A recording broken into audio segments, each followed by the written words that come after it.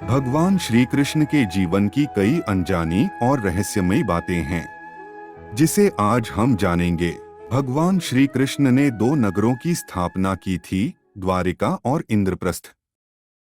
भगवान श्री कृष्ण के धनुष का नाम शारंग व मुख्य आयुध चक्र का नाम सुदर्शन था। वह लौकिक, दिव्यास्त्र व देवास्त्र तीनों रूपों में कार्य कर सकता था। उसकी बराबरी के विध्वंसक केवल दो अस्त्र और थे, पाशुपतास्त्र जो कि शिव, कृष्ण और अर्जुन के पास थे, और प्रस्वपास्त्र जो शिव, वसुगण, भीष्म और कृष्ण के पास थे। भगवान श्री कृष्ण की परदादी मारिशा व सौतेली माँ रोहिणी बलराम की माँ थी जो नाग जनजाति की थीं। भगवान श्री कृष्ण से जेल में बदली गई यशोदा पुत्री का नाम एकानंशा था, जो आज विंध्यवासिनी देवी के नाम से पूजी जाती हैं। भगवान श्री कृष्ण की प्रेमिका राधा का वर्णन महाभारत, हरिवंश पुराण, विष्णु पुराण व भागवत पुराण में नहीं है। उनका उल्लेख ब्रह्मवैवर्त पुराण, गीत गोविंद व प्रचलित जनश्रुतियों में रहा है। जैन परंपरा के मुताबिक भगवान श्री कृष्ण के चचेरे भाई तीर्थंकर नेमिनाथ थे, जो हिंदू परंपरा में घोर अंगिरस के नाम से प्रसिद्ध हैं।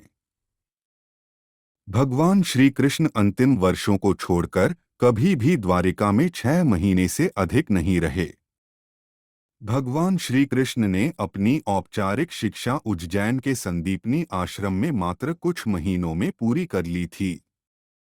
ऐसा माना जाता है कि घोर अंगिरस अर्थात नेमिनाथ के यहाँ रहकर भी उन्होंने साधना की थी।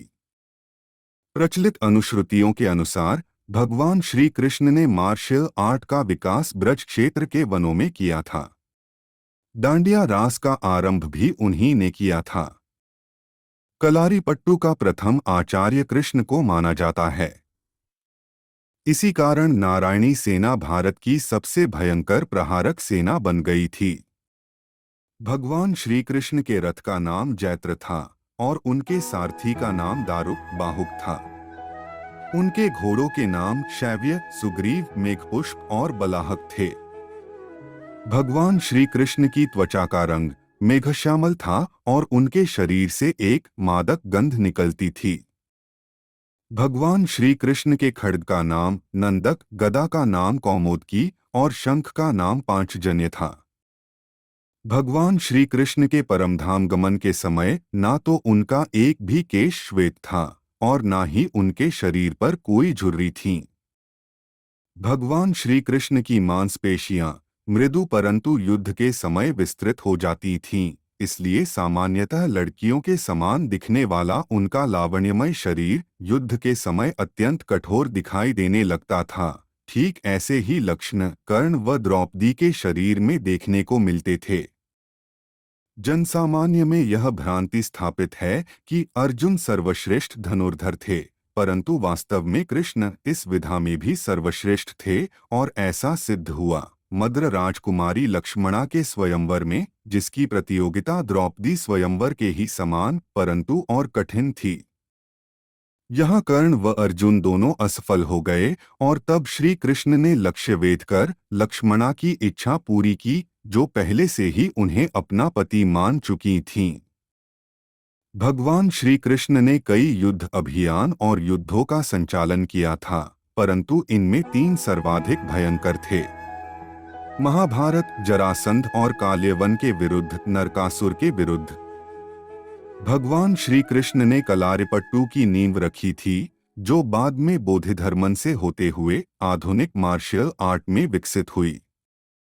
भगवान श्री कृष्ण ने केवल 16 वर्ष की आयु में विश्व प्रसिद्ध चाणूर और मुष्टिक जैसे मल्लों का वध किया। मथुरा में दुष्ट रजक के सिर को हथेली के प्रहार से काट दिया था।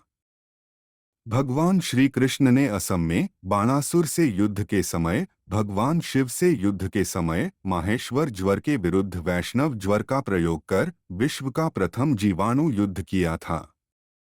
भगवान श्री कृष्ण के जीवन का सबसे भयानक द्वंद्व युद्ध सुभद्रा की प्रतिज्ञा के कारण अर्जुन के साथ हुआ था, जिसमें दोनों ने अपने अपने सबसे विनाशक शस्त्र, जो कि सुदर्शन चक्र और पाशुपतास्त्र, निकाल लिए थे। बाद में देवताओं के हस्तक्षेप से दोनों शांत हुए थे। भगवान श्री कृष्ण ने श्रीमद् भगवत गीता के रूप में आध्यात्मिकता की वैज्ञानिक व्याख्या दी, जो मानवता के लिए आशा का सबसे बड़ा संदेश थी, है और सदैव रहेगी। जय श्री कृष्ण।